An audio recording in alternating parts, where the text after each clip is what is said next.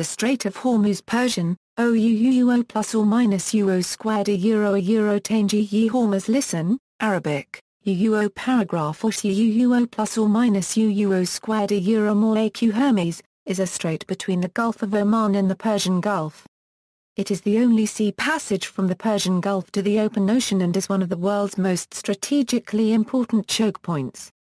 On the north coast is Iran, and on the south coast is the United Arab Emirates and Musandam, an exclave of Oman.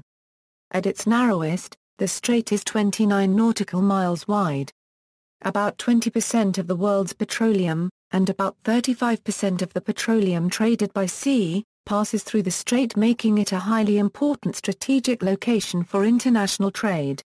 Etymology: the opening to the Persian Gulf was described, but not given a name, in the Periplus of the Erythraean Sea, a 1st-century mariner's guide. At the upper end of these Kalai Islands is a range of mountains called Kalan, and there follows not far beyond, the mouth of the Persian Gulf, where there is much diving for the pearl mussel. To the left of the straits are great mountains called Asaban, and to the right there rises in full view another round and high mountain called Semiramis. Between them the passage across the strait is about 600 stadia. Beyond which that very great and broad sea, the Persian Gulf, reaches far into the interior. At the upper end of this gulf there is a market town designated by law called Apollogos, situated near Charax-Spasini and the river Euphrates. In the 10th to 17th centuries AD, the kingdom of Hormuz, which seems to have given the strait its name, was located here. Scholars, historians and linguists derive the name Hormuz from the local Persian word uuo plus or minus uo hamu, meaning date palm. In the local dialects of Hermez and Minab the strait is still called Herm and has the aforementioned meaning. The resemblance of this word with the name of the Persian god uo plus or minus uo squared Hormuz has resulted in the popular belief that these words are related. Navigation: to reduce the risk of collision, ships moving through the strait follow a traffic separation scheme. Inbound ships use one lane, outbound ships another, each lane being 2 miles wide. The lanes are separated by a 2-mile-wide median. To traverse the strait, ships pass through the territorial waters of Iran and Oman under the transit passage provisions of the United Nations Convention on the Law of the Sea. Although not all countries have ratified the convention, most countries, including the U.S., accept these customary navigation rules as codified in the convention. Oman has a radar site link quality indicator to monitor the TSS in the Strait of Hormuz. This site is on a small island on the peak of Musandam Peninsula. Traffic statistics: according to the U.S. Energy Information Administration, in the year 2011, an average of 14 tankers per day passed out of the Persian Gulf through the strait carrying 17 million barrels of crude oil. This was said to represent 35% of the world's seaborne oil shipments and 20% of oil traded worldwide. The report stated that more than 85% of these crude oil exports went to Asian markets, with Japan, India, South Korea and China the largest destinations. A 2007 report from the Center for Strategic and International Studies also stated that 17 million barrels passed out of the Gulf daily, but that oil flows through the strait accounted for roughly 40% of all world traded oil. Events = Operation Praying Mantis = On April 18, 1988, the U.S. Navy waged a one-day battle against Iranian forces in and around the strait. The battle, dubbed Operation Praying Mantis by the U.S., was launched in retaliation for the USS Samuel B. Roberts striking a mine laid in the channel by Iran on April 14. U.S. forces sank 1 frigate, 1 gunboat, and up to 6 armed speedboats, as well as seriously damaging a second frigate. The downing of Iran Air 655 On July 3, 1988, 290 people were killed when an Iran Air Airbus A300 passenger jet was shot down over the strait by the United States Navy guided missile cruiser USS Vincent when it was mistakenly identified as an attacking warplane.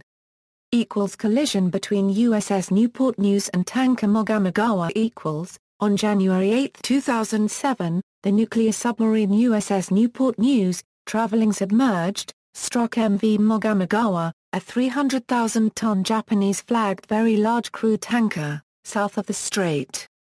there were no injuries, and no oil leaked from the tanker. Tensions in 2008 2008 U.S.-Iranian naval dispute. A series of naval standoffs between Iranian speedboats and U.S. warships in the Strait of Hormuz occurred in December 2007 and January 2008. U.S. officials accused Iran of harassing and provoking their naval vessels, but Iranian officials denied the allegations. On January 14, 2008, U.S. Navy officials appeared to contradict the Pentagon version of the 16 January event, in which the Pentagon had reported that U.S. vessels had almost fired on approaching Iranian boats. The Navy's regional commander, Vice Admiral Kevin Koshgariff, said the Iranians had neither anti-ship missiles nor torpedoes, and he wouldn't characterize the posture of the U.S. Fifth Fleet as afraid of these small boats. Iranian defense policy. On June 29, 2008, the commander of Iran's Revolutionary Guard, Mohammad Ali Jafari, said that if either Israel or the United States attacked Iran, it would seal off the Strait of Hormuz to wreak havoc in the oil markets. This followed more ambiguous threats from Iran's oil minister and other government officials that an attack on Iran would result in turmoil in the world's oil supply. Vice Admiral Kevin Koshgariff, commander of the U.S. Fifth Fleet stationed in Bahrain across the Persian Gulf from Iran, warned that such Iranian action would be considered an act of war, and the U.S. would not allow Iran to hold hostage nearly a third of the world's oil supply. On July 8, 2008, Ali Shirazi, a mid-level clerical aide to Iran's supreme leader Ayatollah Ali Khamenei, was quoted by the student news agency ISNA as telling the Revolutionary Guards, "The Zionist regime is pressuring White House officials to attack Iran. If they commit such a stupidity, Tel Aviv and U.S. shipping in the Persian Gulf will be Iran's first targets and they will be burned." Naval activity in 2008. In the last week of July 2008, in the Operation Brimstone, dozens of U.S. and foreign naval ships came to undergo joint exercises for possible military activity in the shallow waters off the coast of Iran. As of August 11, 2008, more than 40 U.S. and Allied ships reportedly were en route to the Strait of Hormuz.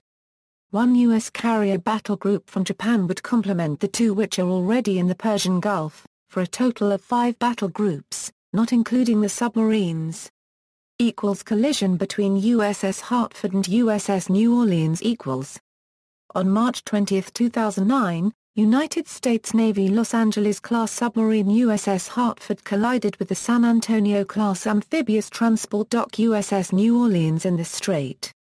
The collision, which slightly injured 15 sailors aboard the Hartford, ruptured the fuel tank aboard the New Orleans, spilling 25,000 U.S. gallons of marine diesel fuel. U.S.-Iran tensions in 2011–2012 On December 27, 2011, Iranian Vice President Mohammad Reza Rahmi threatened to cut off oil supply from the Strait of Hormuz should economic sanctions limit, or cut off, Iranian oil exports. A U.S. Fifth Fleet spokeswoman said in response that the fleet was always ready to counter malevolent actions, whilst Admiral Habibullah Sayyari of the Iranian Navy claimed that cutting off oil shipments would be easy. Despite an initial 2% rise in oil prices, oil markets ultimately did not react significantly to the Iranian threat, with oil analyst Thorbjørn Bak Jensen of Global Risk Management concluding that they cannot stop the flow for a longer period due to the amount of U.S. hardware in the area. On January 3, 2012, Iran threatened to take action if the U.S. Navy moves an aircraft carrier back into the Persian Gulf. Iranian Army Chief Ayatollah Salehi said the United States had moved an aircraft carrier out of the Gulf because of Iran's naval exercises, and Iran would take action if the ship returned. Iran will not repeat its warning. The enemy's carrier has been moved to the Gulf of Oman because of our drill. I recommend and emphasize to the American carrier not to return to the Persian Gulf, he said. The U.S. Navy spokesman Commander Bill Speaks quickly responded that deployment of U.S. military assets would continue as has been the custom, stating, "The U.S. Navy operates under international maritime conventions to maintain a constant state of high vigilance in order to ensure the continued, safe flow of maritime traffic in waterways critical to global commerce."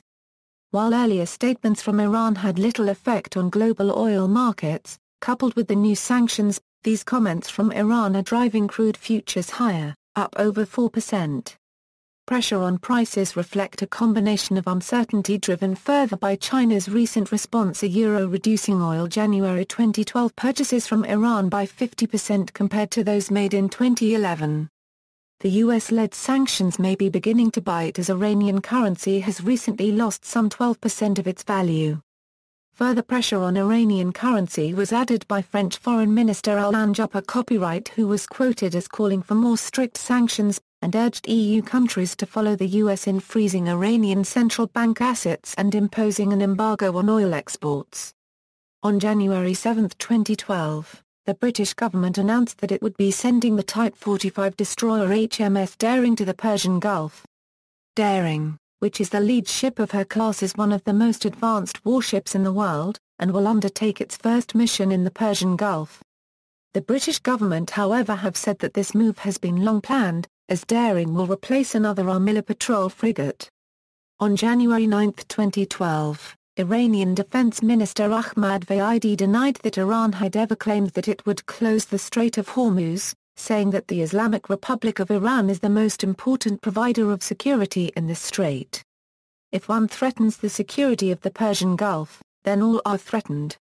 The Iranian Foreign Ministry confirmed on January 16, 2012 that it has received a letter from the United States concerning the Strait of Hormuz, via 3 different channels. Authorities were considering whether to reply, although the contents of the letter were not divulged. The United States had previously announced its intention to warn Iran that closing the Strait of Hormuz is a red line that would provoke an American response. General Martin E. Dempsey, the chairman of the Joint Chiefs of Staff, said this past weekend that the United States would take action and reopen the strait, which could be accomplished only by military means, including minesweepers, warship escorts and potentially airstrikes. Defense Secretary Leon Panetta told troops in Texas that the United States would not tolerate Iran's closing of the strait. Nevertheless, Iran continued to discuss the impact of shutting the strait on world oil markets, saying that any disruption of supply would cause a shock to markets that no country could manage. By January 23, a flotilla had been established by countries opposing Iran's threats to close the Hormuz Strait. These ships operated in the Persian Gulf and Arabian Sea off the coast of Iran. The flotilla included 3 American aircraft carriers and 3 destroyers, 7 British warships, including the destroyer HMS Daring and a number of Type 23 frigates, and a French warship, the frigate La Motte Piquet.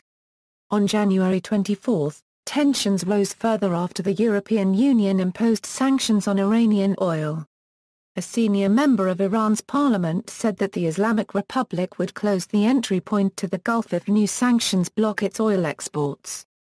If any disruption happens regarding the sale of Iranian oil, the Strait of Hormuz will definitely be closed, Mohammad Qaseri, deputy head of Parliament's Foreign Affairs and National Security Committee, told the semi-official Fars news agency.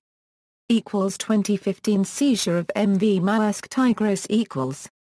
On April 28, 2015, IRGCN patrol boats contacted the Marshall Islands flagged container ship Maersk Tigris, which was westbound through the strait, and directed the ship to proceed further into Iranian territorial waters, according to a spokesman for the U.S. Defense Department. When the ship's master declined, one of the Iranian craft fired shots across the bridge of the Maersk Tigris. The master complied and proceeded into Iranian waters near Larak Island. The U.S. Navy sent aircraft and a destroyer, USS Farragut, to monitor the situation. Maersk says they have agreed to pay an Iranian company $163,000 over a dispute about 10 container boxes transported to Dubai in 2005. The court ruling allegedly ordered a fine of $3.6 million. Ability of Iran to hinder shipping. Millennium Challenge 2002 was a major war game exercise conducted by the United States Armed Forces in 2002. According to a 2012 article in the Christian Science Monitor, it simulated an attempt by Iran to close the strait. The assumptions and results were controversial.